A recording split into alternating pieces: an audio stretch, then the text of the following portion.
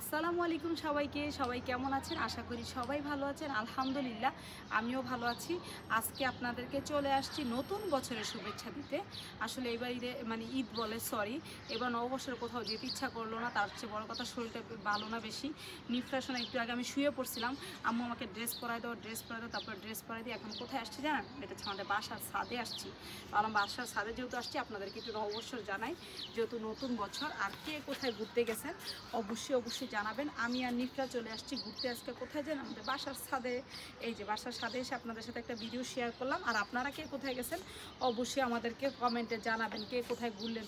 আমিও অনেক মিস করতেছি। নিফ্রেশনে একটু আগে বলতেছিলাম আমাকে মেলায় নিয়ে যাবো কোথায়, বাসার থেকে বেরোতে পারছি না, এত গরম, ভালো লাগছে না। সব কিছু মিলে বলেন তো আমাকে আর আমার মেয়েকে কেমন লাগছে? মেয়েকে আমি একটু বলে দাও তো। শুভ নববর্ষ, নতুন বছরের শুভেচ্ছা বলো, নতুন বছরের শুভেচ্ছা বলে ফেলো।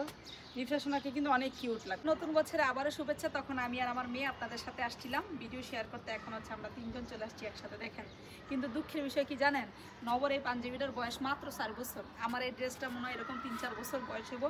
নিফ্রাইড আরও 2 বছর আগের ড্রেস। আমরা কারোরই এবার পয়লা বৈশাখ করার মতো অবস্থা বা ইচ্ছা কিছুই নাই। নিফ্রেশনে আমরা দুজনেই শুয়ে পড়ছিলাম। বিকালবেলা টাইমটা নিয়ে আসছে, ছাদে আসবে, ছবি তুলবে, তারা ড্রেস পরাও। পরে নবরে বললাম এটা আগের পাঞ্জাবি, তারা বের করে দিচ্ছে। আমার এটা আগের ড্রেস বের করে হয়ে আসছি। এই হইলো আমাদের পয়লা বৈশাখ। তারপরও খুশি আলহামদুলিল্লাহ। আপনারা কে কোথায় ঘুরতে গেলেন অবশ্যই আমাদেরকে জানায়েন। নিফ্রেশন নতুন বছরের শুভেচ্ছা বলে দাও। আচ্ছা, সবাইকে নতুন বছরের শুভেচ্ছা। সবাই ভালো থাকবেন। আর অবশ্যই কমেন্ট দিয়েন কে কোথায় ঘুরতে গেছেন। আমরা কিন্তু ঘুরতেছি আমাদের বাসার ছাদে। এটাই আমাদের কাছে অনেক সুন্দর।